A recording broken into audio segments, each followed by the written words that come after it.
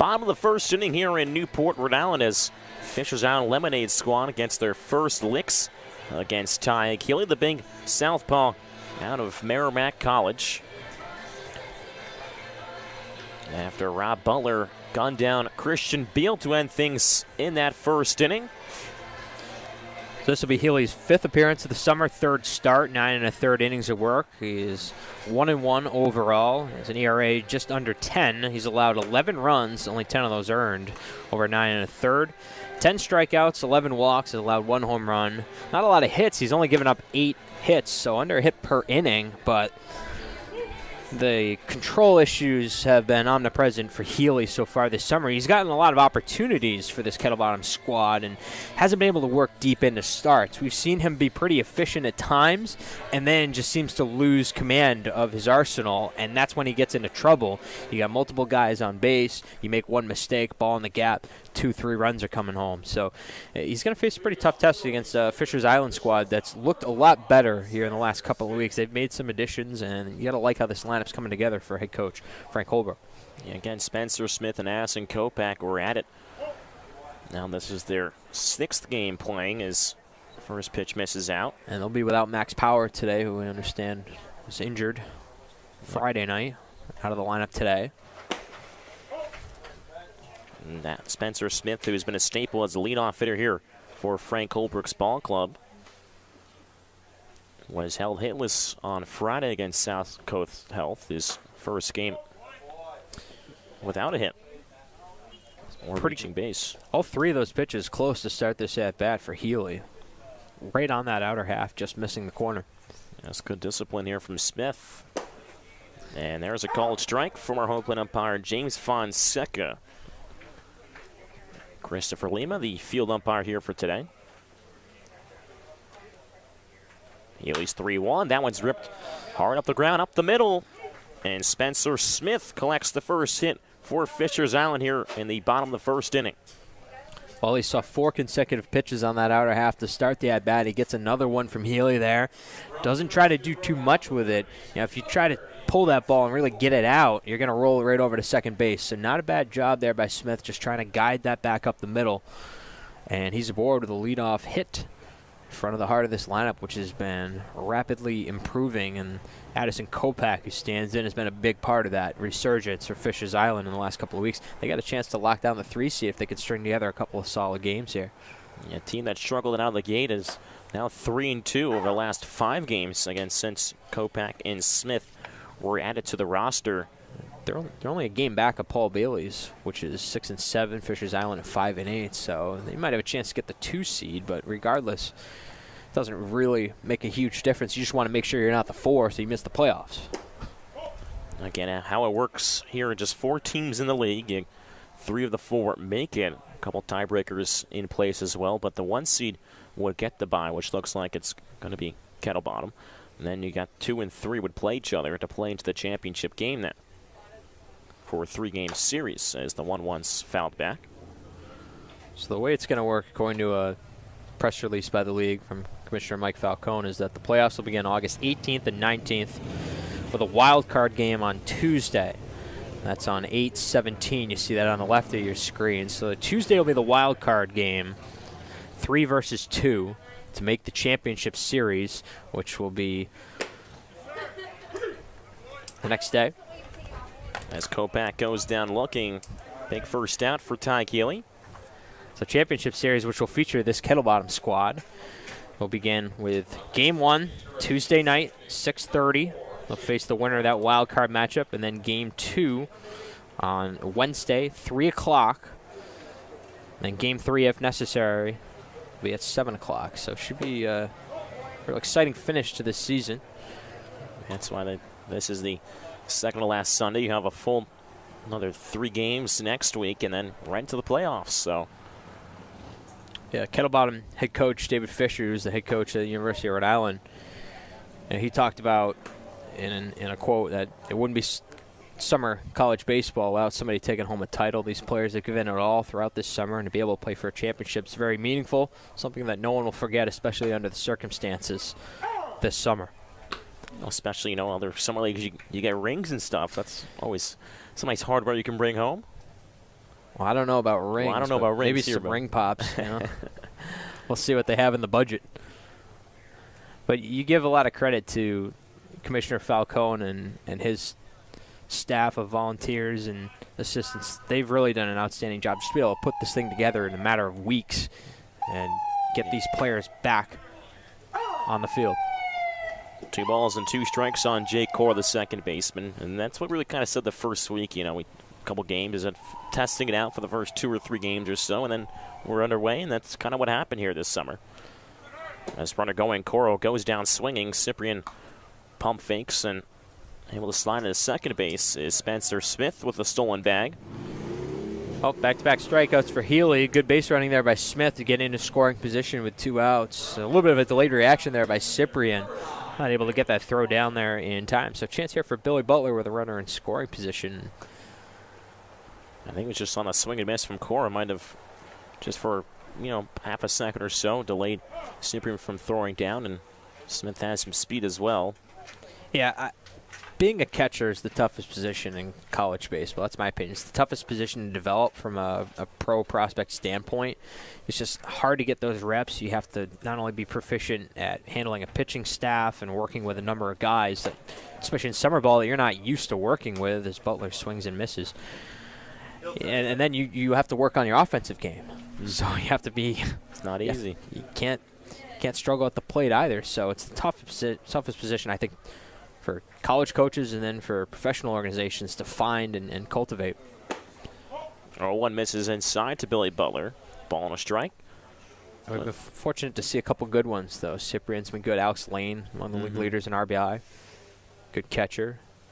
Alex Martinez for Paul Bailey's a young catcher who's got a lot of power. Called strike again on Butler. He's down on the count 1-2. Yeah, remember we had a guy last summer up on the Cape named David Aviti of Grand Canyon, and people and scouts are raving about his defensive abilities. Unfortunately, the bat was never there. He was barely hitting above the Mendoza line at Grand Canyon, but he's MLB defensive ready.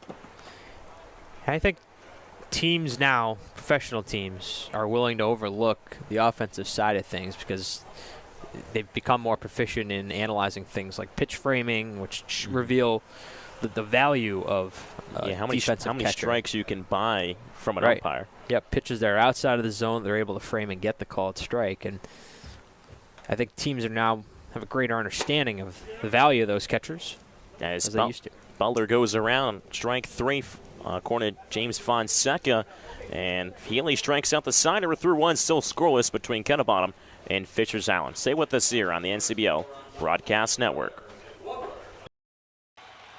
And the Friars, wearing their whites, control the opening tip-off against DePaul. DePaul wearing their black uniforms. Friars home whites, the Providence in white lettering. Swings it near side to A.J. Reeves, looking for Noah Herkler in the post area. Almost knocked away from Freeman. Liberty goes up strong, but denied by Polycap. In transition, Freeman Liberty pulls up at the right elbow, kicks it outside. Here's a Moore 3 and buries it. Quick shot by Charlie Moore. Charlie Moore already killing the Friars 30 seconds into this game.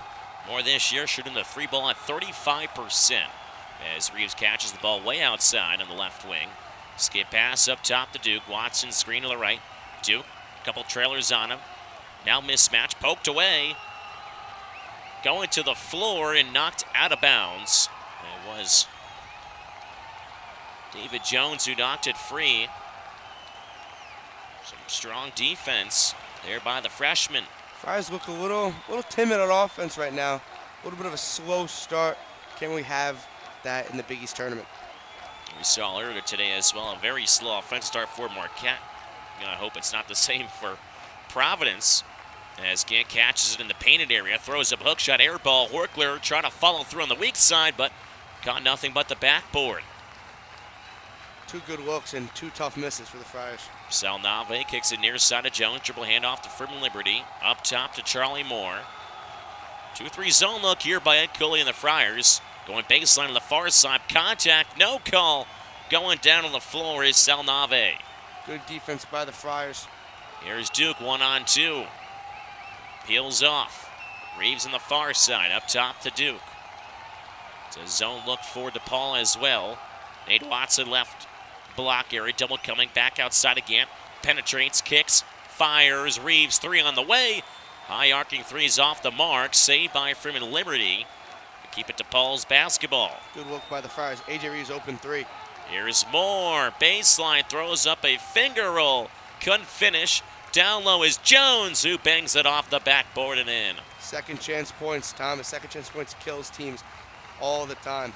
Early 5-0 lead for DePaul. Just over 2 minutes here at Madison Square Garden. Again on the far side. Pulls up from the free throw line. Rattles around and out. Can't try to save it, but his foot was on the exterior.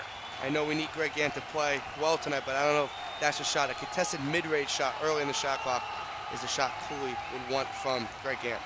Friars look a little slow to start. Maybe to travel, I don't know, but 9 p.m. start. 2.5 minutes in, the Friars don't look good. Yeah, they missed their first 5. DePaul's 2 of 4. Jones puts the ball on the deck down the right wing side. Lost the handle, out of bounds. Turnover. It'll be Friar basketball. Good defense right there by the Friars. Mentioned, Friars get to start picking it up a little on offense. that's one thing. DePaul turns the ball over almost about 16 times per game. Let's see if the Friars can capitalize off it here. Again, high pass into Watson. Turns into the paint. Right hook falls, and the Friars are on the board. When you're struggling on offense, give it down to the big man, Nate Watson. Moore splits the double into the hands of Polycap, stripped away by Bynum. Bynum going up top to Duke, but he couldn't finish, but a foul called. And it looks like it will go on Jones. Yeah, Jared Bynum already checking in the game. Cooley's not waiting anymore. But yeah, Thomas, when you're struggling, give it to the guy that is best scorer, most efficient scorer on the team, and that is Nate Watson. But the Friars are going to be fine. A slow start happens in college basketball. That's why we played 40 minutes instead of 4. David Duke at the charity stripe, knocks down the first. And Cooley once again goes to the bench. No Welker checks right back in for Greg Gant now. Again, Duke being named second team All Big East player. Some thought could have been on the first team. I was one of them. At least Duke or Watson maybe should have been, as Duke knocks down both free throws. Cuts lead to 1. And at this point, Big East first team, Big East second team, doesn't matter. He's got to play basketball. 5-4 DePaul lead, 3 minutes here at the Garden. Far side Wayne pump fake, takes a couple dribbles inside, long range 2, off the front rim. Providence clears it into the front court. Bynum, high rainbow pass, touch pass from Watson back out to Bynum. Guarded by Freeman Liberty, into the painted area, trying to find Watson. And it hits off Bynum's hip, they're saying. We're talking about it right now. I don't know, Thomas. And they're going to go with DePaul basketball. I would like to see a replay of this one, but yeah, Cooley is not happy. No, he is not. And we don't get a replay. Friars full court pressure. Fortunately, certain times of the game can you get the replay. No challenges like the NBA. As Salnave in the far side wing go around the horn, near side corner. Moore thought about it. Fancy dribbling moves behind the back against Duke. Go around to the left wing again. Salnave, pump fake, shot clock at 7. Bynum on him, screen to the left by Polycap. Pulls up just inside the three-point arc. Around and out. Noah Horkler, defensive rebound for Providence. Good defense by the Friars, making him a contested mid-range jump shot. Friars trying to take their first lead of the game. Horkler 3 from the corner. Couldn't hit. And Charlie Moore, the smallest guy on the floor, going up top to Freeman. Liberty alley-oop, couldn't finish. Second chance not there either. Tipped around a few times before Nate Watson has in his clutches. When you say DePaul struggles at scoring, 2 basically almost open layups they missed. DePaul 2 of 8. Holker from the point, and he's fouled on a 3-point shot. So that'll be 3 free throws upcoming on the other side of this timeout. 15:42 to go in this first half. DePaul 5, Providence 4. Stay with us. Listen to Providence College men's basketball on WDUM Sports Broadcast Network.